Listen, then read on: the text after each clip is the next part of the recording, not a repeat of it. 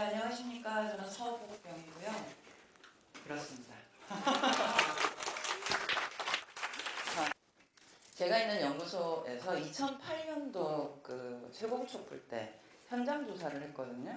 그때 한 1,300명 정도 대상으로 해서 현장에 어떤 분들이 나왔고 무슨 생각을 하고 있는가 조사를 한번 한 적이 있었고, 지난주 토요일 날 또 이제 조사원들이 한 40명 나가서 한 2,000분 정도한테 조사를 했습니다. 그래서 저희가 이제 데이터를 보고 많이 좀 놀라거나 했는데요. 특징적인 걸 좀 말씀을 드려보면 그런 겁니다. 그 최근에 왜 뉴스 보도나 이런 걸 보면은 그 50대 이상이 많이 나온 것 같다, 이런 보도들이 많이 나왔었잖아요. 근데 실제 저희가 조사를 하면 어떻게 하냐면 전체 구획을, 광화문 전체 구획을 구등분을 합니다. 그리고 이 구등분한 각 구획에 가가지고 이제 조사를 하거든요. 그게 일종의 그 조사원 바이어스라 그러는데, 조사원들이 이제 편한 사람, 저희가 나가는 게 대학생하고 대학원생들이 나가니까 연령대가 편중될 수 있잖아요. 편한 연령대만 조사할 수 있어서 근데 몇 가지 옵션을 줍니다. 대표성을 확보하기 위해서.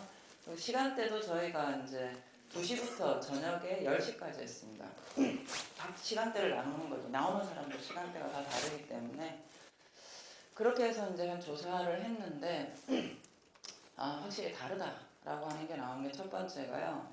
2008년에는 여러분들이 추정하실 수 있겠지만 제일 많이 나온 연령대가 몇 살, 아닙니다. 그때나 지금이나 가장 많은 연령대는 20대입니다. 20대가 제일 많았고요. 그런데 요다음부터가 재밌습니다. 2008년에는 그러면 두 번째 많은 세대 구간이 당연히 30대였겠죠. 그런데 이번에는 두 번째 많은 구간이 30대가 아니었어요. 20대가 제일 많았는데요. 그 다음번 구간이 40대였습니다. 그리고 세 번째 많은 구간이 50대 이상이었습니다. 그리고 30대하고 10대가 비슷했습니다. 굉장히 이거 놀라운 결과거든요. 그러니까 보통 우리가 거리 시위라고 하면은 우리나라뿐만 아닙니다. 이게 유럽에서도 가끔, 유럽에서는 종종 이제 거리 시위가 나지 않습니까? 그리고 아시아 지역에 뭐 홍콩도 그렇고 대만도 그렇고 요 근년 한 10년 내에 그런 거리 시위가 있어요. 그러면은 학자들이 나가서 현장 조사를 합니다. 근데 대개 이제 유럽 같은 경우는 연령대가 되게 분포가 이렇게 많죠. 거긴 아시겠지만 올드 좌파들이 많잖아요. 네, 그렇긴 한데 어쨌든 주력은 보통 젊은 20, 30대가 많거든요. 근데 이번에 우리 결과를 보고 이제 하나 특징적인 거는 연령대 볼륨이 굉장히 넓어졌다. 그래서 50대 이상 연령층을 2008년에 저희가 조사했을 때보다, 그러니까 2008년에 조사했을 때는 한 3.6% 정도밖에 안 됐어요. 50대 이상 토탈. 근데 이번에는 50대 이상만 전체 100% 중에 17.6%가 나왔습니다. 그러니까 2명, 지금 전체 나오신 5명 중에서 1명은 50대 이상이시라는 거죠. 그래서 연령 구간도 굉장히 넓다. 이게 이제 첫 번째 발견된 거고요. 두 번째가 굉장히 재밌습니다. 이게 이제 그 사실관계만 먼저 말씀드리면요. 2008년에 저희가 조사를 한 1,300명을 했거든요. 근데 이 중에서 한 300명 정도가 그 개인 배경 변수라 그러는데요. 학교는 어디까지 나오셨습니까? 뭐 이런 문항도 있죠. 소득은 가구 소득은 얼마나 되십니까? 가구 자산은 얼마나 되십니까? 이런 걸 물어보는데 1,300명 중 100명 중에 한 308명 정도가 앞에 건 다 대답을 하고 그 뒤에 개인 질문에 대해서는 대답을 안 했어요. 근데 이번에는 굉장히 재밌는 게 저희가 2,058명을 조사했는데요. 그 중에 60명 빼고는 다 대답을 했어요. 이게 왜 그런지 한번 생각을 해보셨으면 좋겠는데, 왜 2008년에는 300명이나 자기 개인 정보를 안 깐 거죠? 근데 이번에는 60명 빼고 다 깠어요. 이 차이가 뭘까요? 예? 예, 자신감입니다. 2008년에는 사실 다 기억하시는 면박산성 있었고 경찰하고 부딪히기도 했고 체증을 엄청 당했잖아요. 그러니까 이분들이 익명성 때문에 앞에 부분 의견은 다 얘기를 합니다.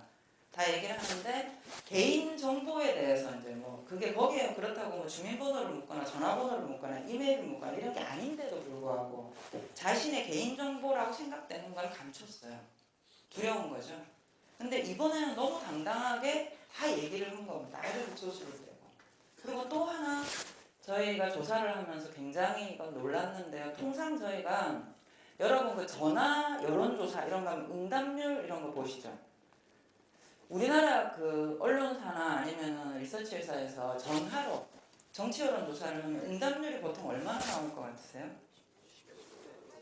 예, 10% 나오면 아주 잘 나왔다 이렇게 얘기를 합니다. 근데 최근에 아주 희한한 현상이 발견되는데요. 최근에 그 리서치 회사에서 하는 전화 여론조사의 응답률이 최고 25%까지 나왔습니다. 거의 지금 이거는 1990년대부터 우리나라 그 설문조사 이런 게 굉장히 활성화됐는데 1990년대 처음 할 때는 사람들이 호기심이 있어서 전화를 잘 받아줬어요. 근데 2000년대 이후로는 있을 수 없었어요, 그게. 그리고 특히나 최근에 들어서는 거의 뭐 3%짜리도 있고 그랬거든요. 그런데 이게 25%까지 올라간 겁니다. 저희가 현장 조사를 나가면요, 어떤 게 있냐면 보통 현장 조사에서 응답률이 반땅입니다. 그러니까 무슨 얘기냐면 2명한테 좀 조사를 해주세요 하면 한 사람이 해주면 한 사람은 안 해줘요. 보통 한 50% 정도 하면 오늘 분위기 좋았다 이렇게 얘기하거든요. 저희 이번에 현장 조사를 나갔는데 응답률이 85%였습니다. 게다가 어떤 일까지 있었냐면요. 저희 이제 조사원들을 다 교육을 해서 나가서 절대 이제 지침을 주는 게 있습니다. 피하시는 분한테 쫓아다니지 마라. 가볍게 포기해라. 그렇게 이제 하는데 한 친구가 눈 땡그랗게 와서 이제 대학원 친구인데 놀래서 하는 얘기가 뭐냐면 줄을 서시더라는 거예요. 설문조사 좀 해주세요. 그랬더니 옆에서 우르르 오시더니 뭐예요? 그래서 저희가 조사를 하고 있습니다. 그러니까 나도 할래요. 주세요 하더니 어떤 분은 8살짜리 애를 데리고 나왔는데 우리 애도 이런 거를 경험해보고 싶다라고 해가지고 저희 2058명 중에서 8살짜리 게 하나 있고 10살짜리 게 2개 있습니다. 저희가 원래 나가기는 이게 만으로 해가지고 중학생 이상 받기로 했거든요. 그러니까 13세 이상만 받는 건데 8살, 10살까지도 있었다. 그래서 이 응답률 85%라고 하는 이 방금 전화조사 응답률 25%나 아니면 현장조사 85% 이거는 사실은 있을 수 없는 수치입니다. 그러니까 엄청난 표출 욕구들을 지금 갖고 계신다라는 거예요. 그런 상황이라는 거고요. 또 하나는 이제 세부 내용을 물어봤는데 지금 이제 왜 보면 거리에서 나오는 게 분노 플러스 희망 이런 얘기들을 하잖아요. 근데 굉장히 이제 또 하나가 놀라운 결과가 나온 게 뭐냐면 통상 저희가 이 정치 여론조사 제가 이제 이 정치 여론조사를 1년에 한 3-4번씩 한 지가 한 10년 차 됩니다. 그런데 이런 조사를 이제 쭉 해보면 가끔가다 이제 1년에 한두 번씩 꼭 물어보는 게 뭐냐면 정치 효능감이라고 해서요. 뭘 물어보냐면 나 같은 사람이 뭐라고 해봤자 정부 정책은 안 바뀐다. 여기에 대해서 얼마나 동의하느냐 이런 걸 하면 보통 때는 10명 중에 몇 명 정도가 그렇게 생각할 것 같으세요? 예, 맞습니다. 10명 중에 8명 정도가 내가 뭐라고 해도 안 바뀐다라고 생각을 해요. 그런데 이번에 저희가 조사를 하면서 뭘 물어봤냐면 선생님이 거리에 나와서 이렇게 발언을 하고 요구를 하는 것이 박근혜 대통령의 거취에 영향을 미칠 것 같습니까? 안 미칠 것 같습니까? 이렇게 물어봤거든요. 대답이 어떻게 나왔냐면 영향을 반드시 미칠 것이다. 또는 영향을 미칠 것 같다. 라고 하는 긍정적 대답을 한 사람이 76%였습니다. 10명 중에. 그러니까 이것은 통상 이제 저희가 이 정치 분석을 하거나 이런 걸 할 때 우리가 왜 지금 거리의 시위가 평화 시위냐 폭력 시위냐 이런 얘기들을 하잖아요. 근데 사실 이제 제가 어제도 그 홍콩에 있는 한 언론사에서 인터뷰 이제 메일 인터뷰 요청이 왔는데요. 지금 우리나라의 이 시위에 대해서는 정말 전 세계가 주목을 하고 있습니다. 그런데 그 홍콩 기자는 뭘 굉장히 궁금해했냐면요. 홍콩에서도 이런 이제 대중 시위가 나온 적이 있었습니다. 거기도 물대포도 나오고 할 거 다 나오거든요. 근데 거기서 물어보는 게 뭐냐면 홍콩에서 이제 몇 년 전에 대규모 시위가 나왔을 때 물대포가 나온 거죠, 우리나라처럼. 근데 그때 무슨 일이 있었냐면 그 우리나라에 왜 1980년에 서울역 해군 사건 아세요? 예, 그런 일이 있었던 겁니다. 그러니까 홍콩의 시위 지도부가 폭력이 사람들이 쏟아져 나오는데 경찰이 막 진압을 하니까 여기에서 이제 접고 들어가서 기다릴 건가 아니면 밀어붙일 건가를 내부적으로 논쟁을 하다가 접자고 한 거예요. 그래서 근데 그 결과가 굉장히 시민들의 좌절감을 많이 가져왔다는 겁니다. 그런데 자기들이 밖에서 보는 거는 한국이 지금 이 평화 시위 상태로 계속 갈 수 있느냐 아니면 폭력으로 전환이 될 거냐 굉장히 궁금하다라고 물어본 거예요. 근데 제가 어떻게 합니까? 예, 그런데 차이는 있습니다. 그러니까 뭐냐면 경찰이 폭력적으로 들어올 때 이 시위대가 폭력적으로 대응을 할 때는 대부분 어떤 경우냐면 굉장히 밀릴 때입니다. 내가 코너에 밀려 있고 까딱 잘못하면은 이 노력이 모두 무화된다라고 생각하는 굉장히 소극적인 상태에 있을 때 역설적으로 굉장히 폭력을 쓰게 되거든요. 근데 지금 분위기는 뭐냐면 굉장히 자신감이 있다는 겁니다. 그러니까 마치 옛날 용어로 하면 한식해주거나 총명해주거나 해결은 될 거라고 생각하는 거예요. 이런 자신감의 상태라고 하는 것은 굉장한 이 시스템 체인지를 만들어낼 수 있는 굉장히 중요한 기회다. 지금 상태가 그래서 통상 2008년 시위하고는 구조와 환경 무엇보다 이 시위에 나오고 있는 시위대들의 마음가짐의 상태가 굉장히 다르다. 이런 거를 이제 말씀을 드리면서 제가 여기 이 얘기부터 이제 먼저 좀 드리고 싶은데요. 자, 그러면 지금 사실 뭐 이제 박근혜 대통령 지지율이 MBC 시청률하고 비슷하다 그러대요. 네. 그러면 근데 이제 여기에서 항상 가설이 두 가지가 있습니다. 지금도. 그러니까 사실 지금 청와대가 간절히 바라는 가설은 샤이 박근혜 들어보셨죠? 예, 샤이 박근혜가 상당히 있을 거다라고 생각을 한다는 겁니다. 있을까요?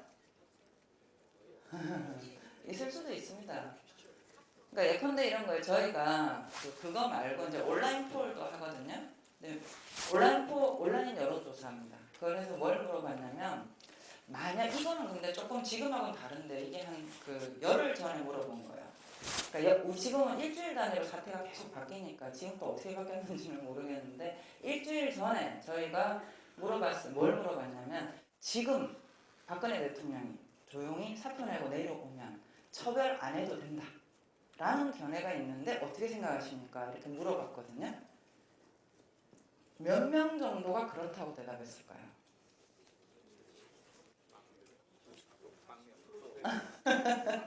네. 100명 기준 22명이 그렇다고 대답했습니다. 네. 그러니까 저는 사실 그 정도면 놀라운 수치다라고 생각을 합니다. 그러니까 이게 이제 왜 그런가를 말씀을 드리려고 하는데요. 지금 우리나라에서는 이제 0살부터 해서 100살까지 같이 한 세대가 어울리고 살고 있는데요. 자, 역사적으로 제가 이제 역사의 나이테다라는 표현을 썼는데요. 1950년에 한국 전쟁기에 17살에서 25살을 보낸 이게 이제 17살에서 25살이라는 건 뭐냐면 통상 우리가 한 사람이 태어나서 자신의 평생을 가져갈 수 있는 세계관 특히 정치에 대한 세계관이 만들어지는 시기가 이 정도라고 봅니다. 이건 뭐 우리나라만 그런 게 아니라 다른 나라도 다 조사를 해보니까 대충 우리나라로 치면 이제 그 고등학교, 대학교 또는 고등학교 졸업 이후 사회생활 첫 단계 이런 정도 시기죠.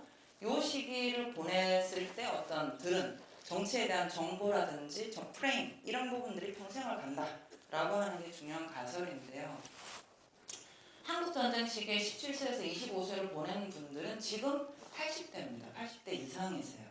그 다음에 5.16 쿠데타가 난 이 말하자면 군사정부 제3공화국 요 전후 시기에 청년기를 보낸 분들이 지금 70대입니다. 1972년에 이제 유신 쿠데타가 다시 나고 요 이 4공화국 시기에 청년기를 보낸 분들이 60대예요 지금. 그리고 1980년에 광주항쟁부터 87년 이제 민주화 요 이전까지의 청춘 시기를 보낸 분들이 지금의 50대입니다. 1987년 6월 항쟁 때 전후 이게 보통 한 1986년부터 해서 8년 뭐 9년 때 청년기를 보낸 분들이 지금 40대 중반에서 50대 중반입니다. 그리고 97년 IMF 때 청년기를 보낸 세대가 30대 중반에서 40대 중반이고요. 2008년 촛불 전후해서 청년기를 보낸 분들이 지금 20대 중반에서 30대 중반입니다. 이 세대들이 이런 각기 다른 역사적인 시기를 같이 겪은 세대들이 지금 대한민국을 같이 구성하고 있습니다. 그런데 사실 이 박근혜 대통령이 이제 국민 대통합을 이루셨잖아요, 최근에. 근데 이제 요 이전 시기 또는 지금도 마찬가지입니다. 지금은 분노가 너무 결집되어 있기 때문에 거의 4% 5% 사실 그 저희가 보통 여론조사에서 4%다 이러면 이건 통계적으로 의미가 없는 수치인 건 아시죠, 그죠? 플러스 마이너스 1000명 조사하면 플러스 마이너스 오차 범위가 3.1, 밑으로 3.1, 위로 3.1, 7.2%까지는 같다고 봅니다. 그러니까 4%가 나왔다 그러면은 이거의 현실성이 0.9%까지 떨어질 수 있다는 내용인데, 그럼에도 불구하고 우리가 염두에 둬야 되는 게 뭐냐면 이런 역사적으로 굉장히 분절적인 경험을 했던 세대들이 우리가 굉장히 불행한 건 지난 30년 동안 이런 서로 이질적인 역사적인 경험을 가진 세대들이 충분히 세대 간 이해를 하고 정치적으로 견해를 나눌 수 있는 기회를 갖지 못했다는 겁니다. 그래서 우리가 이제 흔히 인터넷이나 이런 거 보면은 이 사태가 발생하기 전에 국민 도구 베이비론 이런 게 있습니다. 혹시 들으신 국민 의론 이래가지고 이게 5만 대 다 쓰였어요. 박근혜 찍은 사람 블라블라블라, 투표 안 하는 청년들 블라블라블라. 청년들이 투표를 안 해서 문제다. 정신 좀 차려라. 그럼 이제 청년들이 되는 거고, 박근혜 찍은 어른게 어르신들이다. 그럼 어르신들이 되는 거고, 그 다음에 대구 경북 사람들 때문에 박근혜가 됐다. 그래서 경상도 그죠? 다 그렇게 이제 얘기를 합니다. 그런데 유권자들이 서로에 대해서 그렇게 칼질을 하게 만든 이유가 뭔가를 좀 생각을 해봐야 된다는 겁니다. 저는 제가 이제 몇 년 전에 제 연구 목적으로 이런 이제 세대 간 이해 프로젝트를 했습니다. 그래서 각 세대별로 해가지고 뭐 남성, 여성 뭐 다 해가지고 이제 FGI라고 해요. 그룹 인터뷰 이런 걸 하면서 정말 많이 느낀 게 뭐였냐면요. 여러분 우리나라 전쟁 세대 분들이 소위 야당을 싫어합니다. 일반적으로. 그죠? 특히 민주화 운동했던 사람들 되게 싫어합니다. 근데 놀라운 발견을 했던 게 뭐냐면 이 전쟁을 경험한 분들과 보통 우리가 전쟁이 한번 일어나면 그 전쟁의 경험이나 격렬한 사회적 충격의 경험이 얼마나 갈 것 같으세요? 자, 내가 내 상대의 전쟁을 경험했어요. 그럼 그걸로 인한 정신적인 트라우마가 얼마나 갈 것 같으세요? 그렇죠. 맞습니다. 다음대 세대는 절대 그 문제를 객관적으로 말하지 못해요. 내 인생이기 때문입니다. 뿐만 아니라 내 자식 세대에 대해서 당연히 그 경험이 전승이 됩니다. 지금 50대 이상의 세대들은요, 최소한 부모로부터 전쟁의 경험을 전승받은 세대들입니다. 그때 피난 내려올 때 얘기부터 시작해 보릿고개 때 어쩌고 저쩌고를 다 전승받은 세대들이에요. 근데 이분들이 결정적으로 민주화 이후에 야당을 싫어하게 된 이유가 굉장히 의외였어요. 민주화 운동 세대들을 싫어하게 된 이유가 저희가 그게 뭐냐면 그 왜 김대중 정부 들어서고 그러니까 이게 김영삼 정부부터 시작이 됐는데 소위 말하는 역사 바로 세우기 있죠. 그러면서 과거사 부분들에서 희생당한 분들 조사를 했잖아요. 조사를 했고 그 중에서 왜 그 민주화 운동 명예회복 일단 기념사업회 이렇게 해가지고 그러니까 민주화 운동 유공자들에 대해서 복권해주고 이런 걸 했지 않습니까? 근데 이게 이 세대들한테는 엄청나게 충격적이었더라고요. 왜 그랬을까요?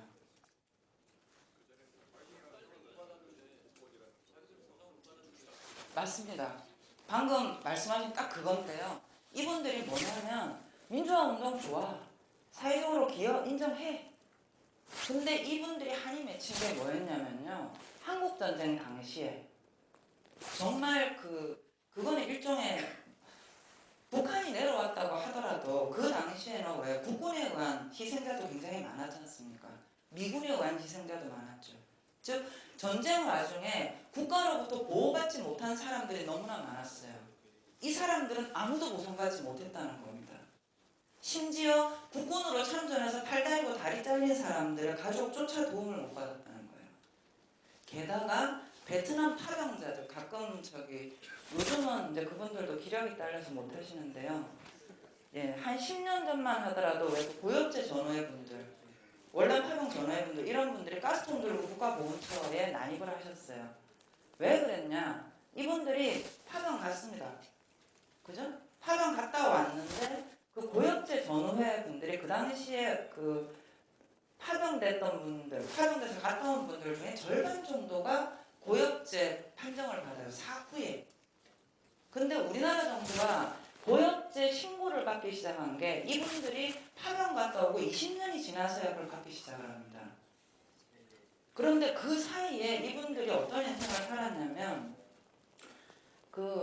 여기 있는 분들 중에 기억하실지 한 10년 전에 나온 영화인데 아이포인트라는 영화가 있었습니다. 감우성이라는 배우가 나왔었죠. 그게 이제 월남전 파병자들이 갔다 와서 가지게 되는 이 멘탈 디지즈에 대한 얘기잖아요. 무수히 많았던 겁니다.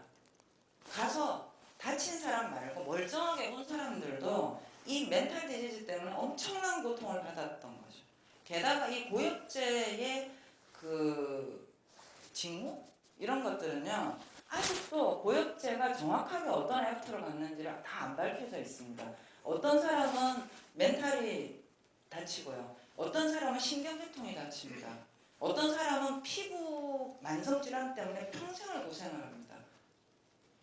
이런 분들이 갔다 와서 20년이 넘게 국가로부터 뭐 배상 이런 거는 고사하고요. 병원에서 치료조차 제대로 안 해준 거예요. 그런데 이 문민정부, 국민의 정부 이런 정부가 집권을 하더니 켜켜이 쌓여 있는데 한국전쟁 피해자도 제대로 보상 못 받았고 베트남 피해자도 아무도 보상 못 받았는데 이렇게 젊은 것들한테 보상금을 펑펑 퍼줬다는 거예요. 물론 민주화 유공자는 숫자도 훨씬 작았고요. 지원 액수 이런 것도 많지 않았습니다. 그냥 정말 억울하게 피해받았던 사람들을 복권시켜준 거고요. 그 피해 액수 해봐야 한 사람들 몇십만 원씩 뭐 짜실 나가서 토탈 액수 많지도 않았어요. 그런데 이분들이 분노를 하게 된 건 방금 얘기를 했던 이 앞에 켜켜이 쌓여져 있는 애예비를 보상을 못 받았는데 새파란 것들이 이게 우리나라의 현대사인 겁니다. 그러면 그렇게 생각하는 그분들한테 당신들 생각이 틀렸습니다. 는 고사하고요. 이 문제를 이렇게 같이 생각했으면 좋겠습니다. 라고 대한민국의 정치인과 정당과 정부가 설득을 했느냐? 아니었다는 겁니다. 즉 사회적 소통을 하고 설득을 할 수 있는 기회를 갖지 못했다는 것이죠. 그래서 이게 지금 우리 사회에 굉장히 나이테처럼 쌓여있는 세대 간 간극이라고 하는 거거든요. 근데 그런 논의들을 해나가다 보면 사실은 접점이 생겨요. 이분들이 가장 섭섭해하는 게 뭐냐면 누구도 우리를 정치적으로 호명하지 않았다는 겁니다. 그런데 유일하게 호명해준 사람들이 누구? 권위주의 정부였고 반공주의를 표방하는 정당들이었다는 겁니다. 그래서 그나마 그들이 우리를 이해해줬다. 물론 지금 이제 어버이연합회 분들이나 이제 이런 분들이 하는 걸 보면 사실은 민주주의 제도의 프레임 안에서 참 같이 하기가 어렵다라는 생각이 들 때가 많습니다. 근데 한편으로 우리 정치가 왜 그분들을 그렇게까지 밀어붙였을까라고 하는 문제는 역사적으로 우리가 생각해봐야 되는 문제다. 제가 이 얘기를 왜 드리냐면 지금 이 국면이 끝날 겁니다. 언젠가. 그죠? 그리고 우리는 다음 정부와 다음 정치를 세팅해 나가야 됩니다. 그런데 아까 말한 10명 중에 적어도 22명 박근혜 대통령은 처벌할 필요 없다라고 생각하는 분들이 있을 겁니다. 그리고 새로 또 우리가 시스템을 만들 때 다른 생각을 하는 분들이 있을 겁니다. 지금은 전체로 분노의 차이쯤은요. 이제 앞으로 어떤 사회를 만들 것인가라는 논의를 할 때는 소통이 많이 필요할 거라는 거죠. 그때 지난 30년 동안 우리가 해왔던 오류를 또 반복하면 안 되지 않겠는가라는 거죠. 얼마나 다양한 생각을 하고 있는 사람들이 같이 사는가. 자, 여기서 얘기를 했는데 좀 더 쭉 내려가서 보겠습니다. 자, 제가 이제 쭉 이걸 말하자면 정치 세대라고 얘기를 하는데요. 우리나라 지금 이 정치 세대, 요 밑에 제가 지금 20대들은 표시를 안 했는데 지금 20대까지 다 포함을 해가지고 사회 경제적으로 가장 급진적인 입장을 가지고 있는 세대가 어느 세대 같으세요? 예를 들어 사회 경제적으로 오는 거 이런 겁니다. 뭐 성장이 더 중요합니까? 복지가 더 중요합니까? 하실 때 복지다 대답을 한다든지 복지를 위해서 증세를 하게 되면 세금을 더 낼 의향이 있으십니까? 내겠다라든지 아니면 이 공공부문 파업에 대해서 어떤 생각을 가지느냐 적극적으로 지지한다라든지 아니면 성과연봉제에 대해서 어떻게 생각하냐 그러면 그 절대 도입하면 안 된다라든지 이런 의제들에 대해서 가장 급진적이랄까요? 그런 입장을 가진 세대가 어느 연령대 같으세요? 예, 맞습니다. 이 IMF 세대예요. 지금 30대 중반에서 40대 중반의 유권자들이 사회 경제적으로는 제일 레디컬한 입장을 가져요. 이유는 짐작하시죠? 이 세대가 20살 남짓 무렵에 열심히 공부했겠죠. 열심히 사회 진입을 준비했습니다. 그런데 바로 위에 선배들은 취직을 잘했어요. 갑자기 나는 취직이 안 되는 겁니다. 게다가 이분들의 부모님 세대가 IMF 때 어떻게 됐죠? 다 잘렸습니다. 집안 가게 아버지가 잘리고 하던 일이 말아먹고 가게 경제가 쇠락을 합니다. 나는 취직이 안 됩니다. 멀쩡하게 나는 잘 취직을 해서 다닐 줄 알았는데 아르바이트를 시작을 하고 인생이 꼬인 겁니다. 나도 꼬이고 아버지도 꼬이고 엄마도 꼬이고. 그래서 지금 이 세대들이 한국 사회의 사회 경제적으로 상황을 바라보는 눈에 있어서는 가장 급진적 변화를 원하는 세대예요. 그러면 정치적인 자유주의 측면에 있어서 가장 리버럴한 또는 자유주의적인 입장을 지닌 세대는 어느 세대일까요? 예, 촛불 세대 그 밑에 세대들입니다. 예. 지금의 20대는요, 여기도 계시겠지만 저희가 조사를 해보고 굉장히 놀라는데요. 예를 들어서 이런 겁니다. 국가의 이익을 위해서 개인은 희생될 수 있다. 이런 걸 물어봅니다. 이게 이제 집단이 중요하냐, 개인이 중요하냐, 이런 걸 물어보는데요. 자, 이런 거나 또는 이제 좀 더 쉽게는 직장 상사가 퇴근을 안 했는데 나는 땡 하면 퇴근할 수 있다. 이런 걸 물어봅니다. 그러면 최소한 우리나라에서 40대 이상의 분들은 못 나갑니다. 그죠? 현실적으로 못 나갑니다. 마음은 굴뚝 같지만 절대 못 나갑니다. 그런데 지금 딱 30대 중반 밑으로는 나갑니다. 물론 실제 나가는지는 모르겠지만 조사를 하면 나간다고 대답합니다. 예. 그리고 이제 그러니까 그게 어떤 거냐면요. 인권 감수성이 굉장히 뛰어나요. 그러니까 성소수자 문제. 그래서 성적 소수자가 공중파 방송에 나오는 거에 대해서 어떻게 생각을 하냐 이렇게 얘기를 하면요. 한 40대 이상만 하더라도 거부감이 있어요. 아직도. 그런데 지금 20대에서 30대 중반은 I don't care. 무슨 상관이냐 하냐는 거죠. 그 사람이 성소수자든 말든 그냥 나오면 되는 거고. 그다음 철도 파업을 하는 문제에 대해서 길어지면 온단해야 된다. 뭐 파업의 문제에 대해서도 아주 당연하게 아주 쿨하게 당연한 권리라고 생각을 합니다. 이 세대들은. 또 하나가 굉장히 재밌는 게 우리나라에서 진보 보수를 가르는 기준 중에 굉장히 중요한 게 뭐냐면 북한은 어떻게 생각하느냐거든요. 네. 그런데 저희가 작년에 어떤 조사를 했냐면 다음 나라들이 운동 경기를 하면 선생님은 어느 나라 응원을 하시겠습니까? 이런 걸 물었어요. 그래서 뭐 미국하고 일본이 하면 어디를 하겠냐, 한국하고 일본이 하면 어떻게 하냐, 북한하고 일본이 하면 어떻게 하겠냐 이런 걸 쫙 물어봤어요. 그런데 아주 기가 막힌 대답이 나온 게 뭐였냐면요. 북한하고 미국하고 운동 경기를 하면은 어느 나라를 응원하겠냐 이걸 물어봤습니다. 그렇죠. 그렇죠. 그런데 우리나라에서 30대에서 50대는 죄다 북한을 응원하겠다가 압도적으로 많았어요. 근데 20대하고 60대에서는 미국을 응원하겠다가 많았습니다. 자, 여기에 원인이 중요한데요. 이 현상이 언제부터 나타났냐면은 2000년대 한 말 정부부터 나타났어요. 이게 어떤 거였냐면 여러분 기억나시 지금은 하도 이 박근혜 대통령이 희한한 짓을 많이 해서 가물가물하실 텐데 혹시 기억하시는 분 있으세요? 박근혜 대통령이 집권 초기 한 1, 2년 동안 갑자기 군부대 방문을 막 하고요. 그 사병 월급 올려주겠다고 하고 가가지고 뭐 저기 그 내무반 시설 고쳐줘야 된다고 하고 막 돌아다닐 때가 있었어요. 그게 왜 그랬냐면요. 새누리당 연구소가 여의도 연구소라고 있습니다. 그 여의도 연구소에서 이런 조사를 딱 했는데 20대들이 북한을 너무 싫어하는 거예요. 그래서 그때 새누리당 여의도 연구소에서 뭐 무슨 네이밍을 했냐면 신안보 세대의 출현이다. 그래서 우리나라의 이 빨갱이 3, 4, 50대를 휙 뛰어넘어서 60대의 대를 이을 세대는 지금 20대다. 그러면서 20대의 이 그분들의 입장에 애국화죠. 20대 애국화를 위해서 엄청 공을 들여요. 물론 요즘은 좀 시들합니다. 열심히 노력을 했는데도 시중이 안 나오니까. 자, 20대가 왜 북한이 아니라 미국을 응원한다고 했을까요? 지금 20대는 북한 싫어합니다. 무신장. 그러죠. 딱 그겁니다. 60대 이상 그 연령층에서 북한을 싫어하는 이유는 전혀 다릅니다. 60대 이상 연령층에서 북한을 싫어하는 이유는 공포예요.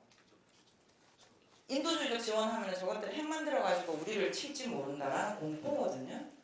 근데 20대 연령층에서 30대 초반까지는 북한이 싫은 이유가 두 가지입니다. 하나, 쪽팔린다. 예. 해외에 나가면 반드시 물어보죠. 노스 코리안, 사우스 코리안? 쪽팔린 거죠. 이 개명천지, 3대 세습을 하는 이런 찌질한 나라가 아직 있는데 같은 민족이야. 하는 짓마다 허접한 짓만 해. 후진 겁니다, 한마디로. 이게 하나 있고요. 또 하나 싫어하는 게 있습니다. 지금 저멸 연령대가 또 북한을 싫어하는 충혈이 있습니다. 그게 뭘까요? 군대도 그렇겠네. 그렇죠. 비용이라기보다요. 내가 너무 힘든 겁니다. 내가 열심히 일을 해도 먹고 살 만한 소득을 얻을 수가 없어요. 주거 문제도 해결 못해요. 직장도 제대로 안 생겨요. 그런데 북한에서는 계속 사고 쳐요. 그러면서 뭐 인도주의적 지원이나 이런 얘기 하잖아요. 또는 뭐 그러니까 이거가 나도 먹고 살기 힘든데 뭘 나눠 먹어. 나눠 먹을 콩 한 쪽이 없다는 거예요. 콩도 있어 한쪽이라도 있어야 나눌 건데 나는 한쪽도 없다는 겁니다. 이 두 가지거든요. 그러면 물론 지금 20대들은 이 이명박 정부, 박근혜 정부를 하면서 우리가 안전하게 살기 위해서조차 평화의 비용을 지불해야 된다는 거를 별로 들은 바가 없는 세대입니다. 그렇기 때문에 아주 자연 발생적으로 그런 걸 갖게 되는 거예요. 그 거부감, 후진 것에 대한 거부감. 이런 것들이 있습니다. 그래서 이 사회, 방금 말씀드린 것처럼 그런 이질적 경험을 가지고 있는 우리 세대들이 이 한 사회에서 우리가 같이 틀을 이루고 지금 살아가는 겁니다. 이 조건을 고려하고 이제 우리가 포스트 박근혜 체제를 만들어 가야 되는 것이죠. 자, 여기에서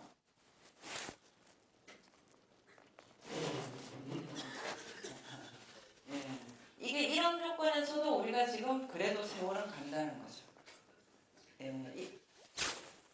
뭐 이게 참 좋은 말은 아니죠. 이게 이제 뭘 보여드리는 거냐면요.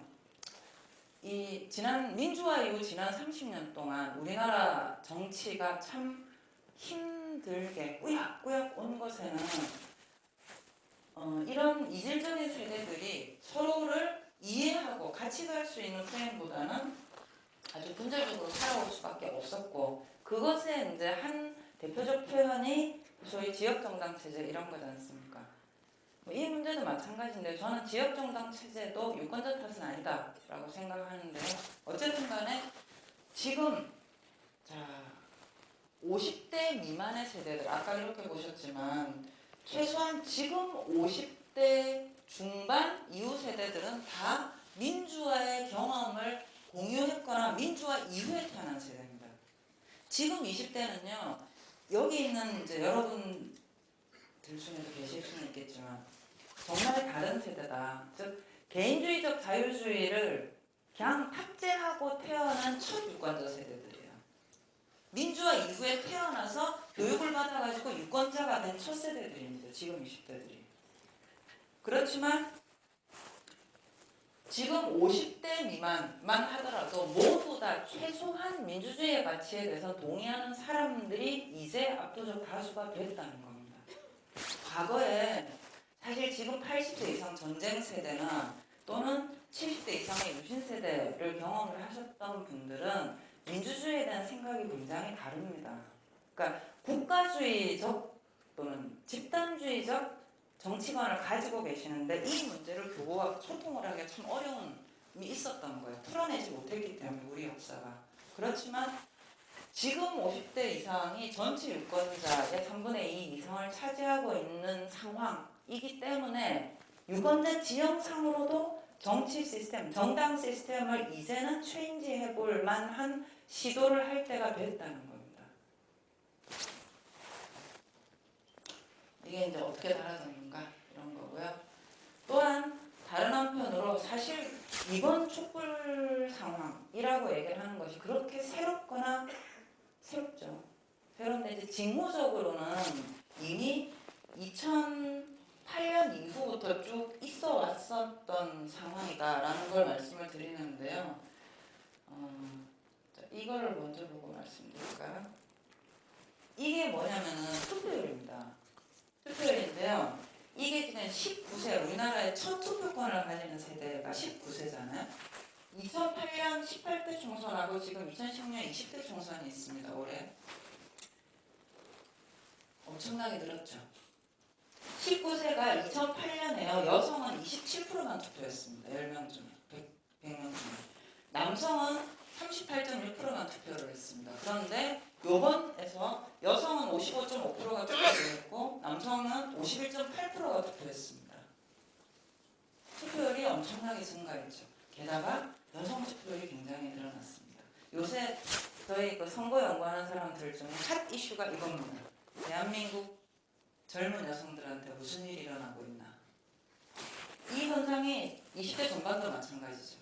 20대 전반의 투표율이 굉장히 늘었습니다. 늘었는데 여성 투표율이 급증을 했습니다. 이 20대 전반은요, 구조적으로 남성 투표율이 높을 수밖에 없는 세대거든요. 왜? 그렇죠. 남성들은 군대 가서 강제 투표하는 세대잖아요. 이 세대가. 그렇죠? 근데 자발적으로 나가서 투표한 여성 투표율이 강제 투표 당하고 있는 20대 초반의 남성들보다 높아요. 남성들을 근접하고 있어요. 뭔 일이 나고 있는 거죠. 20대 후반 가팔르죠. 전체 연령대에서 가장 투표율이 낮은 세대가 사실은 이 20대 후반 세대였습니다. 우리나라에서. 그런데 이 20대 후반 남성, 여성들이 좀 더 가파르긴 하지만 전반적으로 투표율이 상승하고 있습니다. 그래서 이런 조건들이 보여주는 게 지금 현재 뭔가 지형으로 변화가 일어나고 있다라고 하는 걸 징후적으로 보여주는 사건들이라는 겁니다. 즉 지금 일시적으로 박근혜 대통령에 대해서 물론 엄청 열받았습니다. 박근혜 대통령이 사고를 너무나 광범위하게 어마무시하게 치는 바람에 표현 양태가 굉장히 격렬하게 나타나긴 했는데 한국 사회의 변화는 이미 오래전에 일어나고 있었다라고 볼 수 있다는 겁니다. 유권자 지형의 변화가 일어나고 있다. 다시 얘기를 하면 이 변화, 그러니까 이 전체적으로 어떤 투표율의 변화라고 하는 게 나타났다는 거는 뭔가 말하고 싶은 세대적 욕구라고 하는 게 굉장히 충만해 있는 상태다라는 겁니다. 그래서 우리가 이런 데이터의 지형들을 보면서 제가 이제 두 가지를 말씀을 드리고 싶은데요. 한 가지는 뭐냐면 그러면 이제 포스트 박근혜 체제로 우리가 만들어 나가야 되는 정당 시스템은 어떤 거냐라는 겁니다. 어떤 걸 만들어 나가야 될까요? 여기에 있는 선생님들은 다 당원이십니다. 정의당의 당원분들의 시각에서 포스트 박근혜 시스템을 만들어 나가기 위해서 뭐를 해야 될까요? 이 시스템, 지금 우리가 이 박근혜 게이트 사건을 보면서 많은 진단들을 할 수 있습니다. 할 수 있는데요. 제가 생각하는 첫 번째는 유권자 지형에 맞게 정당 체제를 재단을 좀 해야 될 필요가 있다는 생각을 합니다. 정리를 좀 해야 된다는 겁니다. 한 사회에 유권자들의 스펙트럼이 쭉 있죠. 이 스펙트럼에 따라서 정당의 분포의 좌에서 우 또는 뭐 진보에서 보수 이런 스펙트럼을 정리를 좀 해 나가야 될 필요가 있다는 겁니다. 지금은 자 우리가 보통 그 생각을 할 때요. 우리는 그 다음에 이쪽이 뭐 바든 무든 해가지고 이렇게 해서 자 왼쪽부터 보겠습니다. 오른쪽 이쪽에 보면 이제 새누리당이 요만큼 갖고 가고 그 다음에 이쪽에서 뭐 민주당하고 정의당하고 갖고 가고 요 사이 언저리 어딘가 중도가 있다. 그래서 특히 이제 뽑혀내는 저 민주당 쪽의 정치인분들이 중도로 가고 싶어갖고 참여를 하잖아요. 그죠? 예. 대한민국 유권자 지형이 이렇게 생겼을 것 같으세요? 예. 이거는요. 한 민주주의 200년 한 나라에서 좌파도 집권하고 우파도 집권하고 번갈아서 여러 번 하고 나면 대충 그림이 이렇게 나옵니다. 우리나라는 이렇게 안 돼 있고요.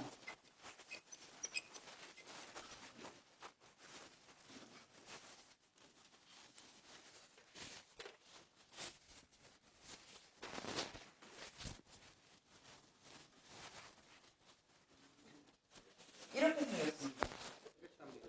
그렇죠. 자, 우리가 여기를 한번 1억을 붙여볼 건데요.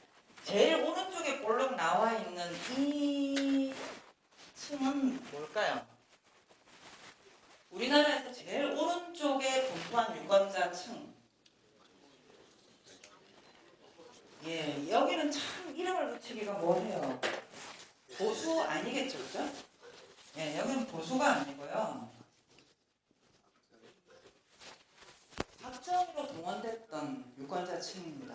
그래서 한국 전쟁, 그 다음에 박정희 쿠데타, 그 다음 유신 체제를 아주 포지티브하게 보면서 살았던 세대들이에요. 그러면 요 옆에 이건 뭘까요? 이 세대가 누구냐면 포스트 박정희 보수파들이라고 스스로 생각하는 사람들입니다. 예. 좀 모호해요. 모호한데 이 박정희를 지지하는 분들하고요. 포스트 박정희를 지지하는 보수파 이분들은 이분들을 대표하겠다고 하는 정치 세력이 어떤 사람들이죠? 예, 지금의 그분들 이름은 비박이더라고요. 예전에 그분들 이름은 친이. 예. 물론 이제 이 유권자들이 그 사람들을 다 사랑하냐 그건 좀 다른 문제인데요. 약간 그런 스탠스가 있는데 이 양자 사이에 사이가 거예요. 그래서 제가 이거를 이렇게 그리지 않고 볼록 파서 그린 겁니다. 이 양자는요, 예컨대 이명박 전 대통령이 박근혜 전 대통령한테 뭐라고 했는지 들으셨어요? 절대로 대통령 되면 안 될 사람이다 라고 얘기했다는 거죠. 이분들은 뭐 제가 보기엔 별로 그렇지도 않지만 스스로 생각을 하기에는 이 사람들이 너무 후진 거예요. 네. 자기들이 훨씬 말해서 좀 멋있는 보수를 하고 싶은데 맨날 이 후진 보수가 꼬리처럼 따라다니는 겁니다. 쪽팔린 거죠. 뭔가 우아하게 한번 해보려고 하는데 어버이연합 어르신들이 나와서 깽판을 쳐요. 서로 되게 싫어해요. 그래서 특히 이제 학계 이런 분들이 이쪽에서 보수적 입장을 생각하는 분들은 이분들이 많거든요. 이분들은 진짜 쪽팔려 합니다. 자, 그러면 여기 볼록하는 누굴까요? 여기 볼록파가 이 김대중 대통령 때 정치 동원된 사람들입니다. 그러니까 이 김대중 대통령으로 정치에 동원된 분들의 특징은 뭐냐면요. 이분들은 세대 간으로 젊다 안 젊다 이렇게 말할 수 있는 세대가 아니에요. 김대중 전 대통령은 권위주의 하에서 반독재 투쟁의 상징이잖아요. 그래서 올드 세대가 많고요. 대표적인 이 김대중 대통령으로 호명된 유권자층이 호남 유권자분들이잖아요. 이 호남 유권자분들은 김대중 대통령의 독재 시대에 그 개고생을 했던 역사에서 엄청난 친밀감을 가지고 계신단 말이에요. 근데 이 김대중 대통령으로 이제 이 정치 동원된 분들을 그래서 기본적인 특징이 뭐냐면 최소한 민주주의와 정치적 자유주의 이런 부분들이 중요하다고 생각을 합니다.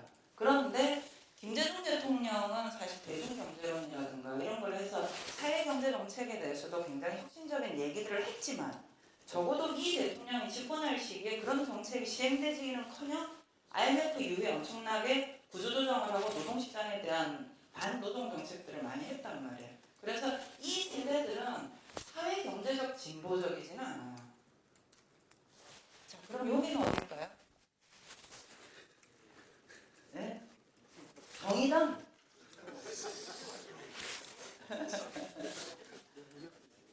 아니, 여기가 여러분들이 이제 내 땅 해야 되는 지역이죠. 아니죠. 이 유권자층을 굳이 얘기를 하자면 좀 급진무당자층입니다. 그러니까 급진적이라고 하는 게 뭐 아주 이렇게 혁명파 이렇다는 의미가 아니고요.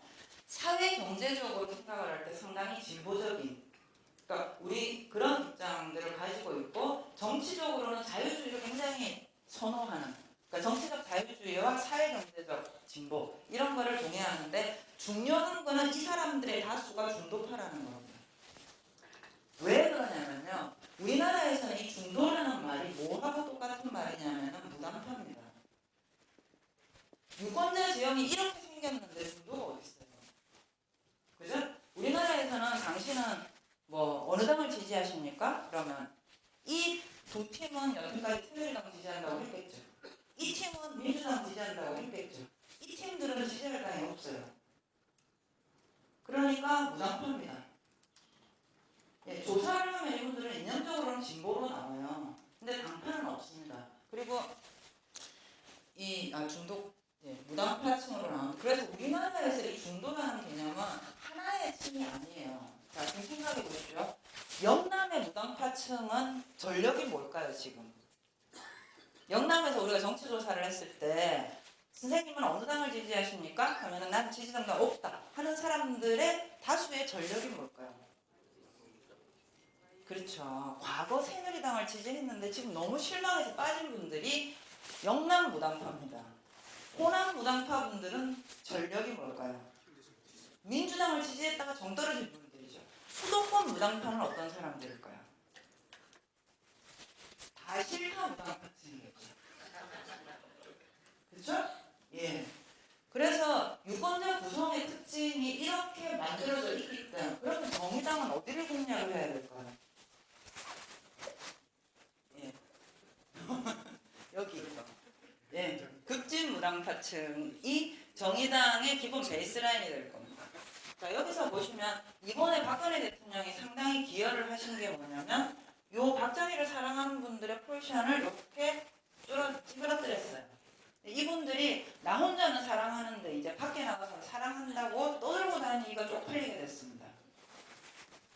그 다음에 이 포스트 박근혜 이 분들도 같이 조금 덜 쪼그라들긴 했지만 쪼그라들 수밖에 없게 됐어요. 왜? 니네들이 한편이었잖아. 자, 이 김대중 대통령을 지지했던 요 폴션도 이 파동에 상처를 받습니다. 왜? 지금 우리가 만들어야 되는 포스트 박근혜 체제는 어떤 체제죠? 뭔지 모르겠는데 새로운 시스템이죠. 구는 아니라. 그렇죠. 이들 모두는 구체제의 상징들이게 됩니다. 그러니까 이 구체제가 아닌 신 시스템을 얘기를 해야 되기 때문에 상처를 받아요. 자, 이제 남는 게 어떻게 되냐면 여기가 이제 살이 찔 겁니다. 구조적으로. 그리고 그렇기 때문에 지금 지형들 보시면 이 두 정치 세력이 서로 사랑하고 싶어 하잖아요. 그죠? 예. 근데 이거는 제가 보기에 굉장히 합리적 선택입니다. 왜? 양자 서로 쭈그러들고 있기 때문에 이제 한 살림을 차려야 되는 거죠. 근데 이분들이 한 살림을 차리는 게 정의당 입장에서는 괜찮은 선택일까요? 안 괜찮은 선택일까요? 괜찮은 선택인 겁니다. 그래서 여기를 정치 세력의 범위를 이렇게 했고 싹 그려내주고 그 다음에 이쪽 라인에서 정의당은 이쪽을 먹고 이분들은 한 살림을 차리고 해서 정당 시스템을 우리가 정리를 해나가야 되는 거야. 그래서 이거를 아주 가까운 현재 얘기와 가져오면 박근혜 대통령이 탄핵이 되는 게 좋냐 혼자 나가는 게 좋냐 이 얘기를 지금도 문제를 가잖아요. 저는 그렇게 생각합니다. 다음 주에 탄핵안이 부결이 돼도 나쁘지 않다. 왜? 그렇죠. 우리는 한 집안이다라고 인정하는 범위가 나올 겁니다. 그죠? 그러면 유권자들이 눈으로 확인하게 되겠죠. 아, 저 집안의 구성 멤버가 저렇게 되는구나. 또 하나, 다음 주에 부결이 되고 나서 민심이 용납을 안 하면 탄핵 소추안은 국회 다시 소집해서 또 상정하면 됩니다. 예, 또 할 수 있어요. 12월 9일 날 본회의 끝나고요. 부결이 됐습니다. 근데 사람들이 벌떼같이 나갔어요. 그러면요, 정기국회 다시 소집하면 됩니다. 응? 예, 나중에 다시, 예. 응? 얘기하시죠. 뭐. 자, 그래서 뭐 가결이 되면은 우리가 거리에서 고생을 좀 덜 해도 되겠죠, 그죠? 자, 그렇게 해서 지금 이제 정의당 앞으로 전체적으로 유권자 지형은 어떻게 될 건가, 그리고 정의당의 베이스라인이 어디가 될 건가, 이런 얘기들. 근데 저기서 중요한 게 있습니다. 이제 헌법이 문제다. 그러니까 이번에 이 박근혜 대통령이 어떻게 이렇게 전방위적으로 사고를 칠 수 있었는가라고 얘기를 할 때 한 가설이 세 가지가 있습니다. 하나가 뭐냐면 음모론입니다. 보이지 않는 손, 왜 좀 해서 어쩌고 저쩌고 어쩌고. 근데 솔직히 냉정하게 생각해보면 그렇습니다. 보이지 않는 손이 있다 쳐요. 안 보이는데 우리가 어떻게 할 겁니까? 조사를 하고 처벌을 하고 잡아놓고 다 집어넣는데도 음모론의 가설의 핵심적 맹점은 뭐냐면요, 그 음모를 꾸민 사람은 죽었다 깨도 안 보인다는 거예요. 그죠? 없앨 수가 없어요. 이 음모론에 의하면 우리가 아무리 발본색을 하고 조사를 더 처벌을 다 하고 나도 또 살아납니다, 그 사람들. 그래야 음모론이잖아요. 네, 그래서 그거는 조금 처방에 어려움이 있습니다. 그 다음에 얘기하는 게 뭐냐면 헌법 탓을 하는 거죠. 소위 말하는 게 제왕적 대통령제, 이렇게 얘기하는 거죠. 예. 대한민국 헌법에 박근혜 대통령처럼 저렇게 온갖 가지를 다 말아먹어라 이렇게 써있지 않습니다. 대한민국 헌법은 나름 괜찮아요. 지금 관심을 많이 가져야 되는 부분이 사실은 저는 이 부분을 말씀을 드리고 싶습니다. 오히려 박근혜 대통령이 국회의원을 몇 번 했는지 아세요? 무려 5번 했습니다. 놀랍죠. 예. 이 양반이 1998년에 보궐선거로 당선이 된 다음에 2000년에 되고 2004년에 되고 2008년에 되고 2012년에 되고 뒤집어 얘기를 하면요. 그 양반이 국회의원 선거 캠페인 5번, 대통령 선거 캠페인을 1번을 했습니다. 총 6번의 대중적 캠페인을 통해서 검증을 했습니다. 근데 여러분 그 양반이 전문양인지 몰랐죠? 알았어요. 예, 하기사. 네. 대한민국의 4천만 유권자 중에서 한 3천만 정도는 나는 제가 저런 애인지 몰랐다. 이렇게 얘기했을 겁니다. 왜 몰랐느냐는 거죠. 여러분 김혜호 씨라는 사람 얘기 들어보셨어요? 예, 이 양반이 2007년에 한나라당 대선 후보 경선할 때 이명박 쪽에 있었거든요. 이제 기자회견을 해요. 박근혜 대통령하고 순실 씨하고 관계가 이렇다라고 기자회견을 해서 그 사람이 어떻게 될게요? 그렇죠. 명예훼손으로 재판받고 실형 팔았습니다. 2012년에 박근혜 대통령 그 선거 캠프 할 때요. 그 당시에 그 주진우, 김어준 씨, 예, 이 사람들이 박근혜 대통령 내 일가가 이상하다 했다가 어떻게 됐죠? 기소돼서 아직 재판 중입니다. 이런 경우, 이런 정보들이 나오면 어떻게 되죠? 사람들이 일단 쫄아요. 전파를 못합니다. 정보가 나오면 돌아야 될 거 아닙니까? 돌아야지 판단을 하는데 돌지를 못해요. 왜? 나도 잡혀가니까. 그죠? 세월호 7시간 사건.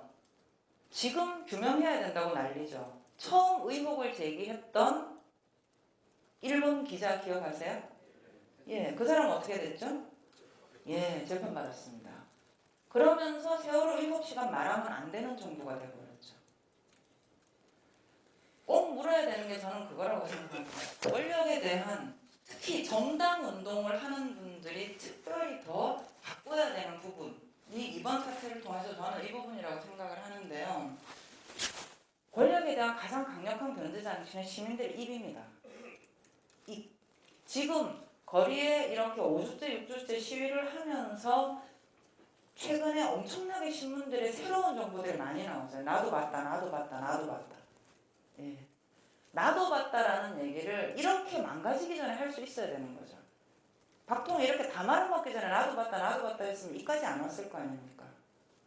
그래서 이 사태에 대해서 저는 이제 정의당이 집단적으로 만들어 나갈 박근혜 포스트 체제에 대한 중요한 부분 중에 하나가 기본적인 시민들의 집회 결사, 언론 표현의 자유에 관련된 문제에 대해서는 적어도 프론트라인에 서서 싸워야 되는 거라고 생각을 합니다. 그래야 정의당의 얘기도 사람들한테 들려줄 뿐만 아니라 이 사태를 수습을 할 때 이거를 뭐 내각제다, 의원 내각 뭐다 이렇게 이제 말하자면 공중전에서 싸우는 문제보다 훨씬 더 이 문제가 중요하다라고 하는 문제를 사회적으로 공유해 나가고 대안을 만들어 나가는 게 꼭 필요한 게 아닌가라는 말씀을 드리고요. 나머지 질문 있으시면 이따가 토론 시간에 말씀드리겠습니다. 수고했습니다.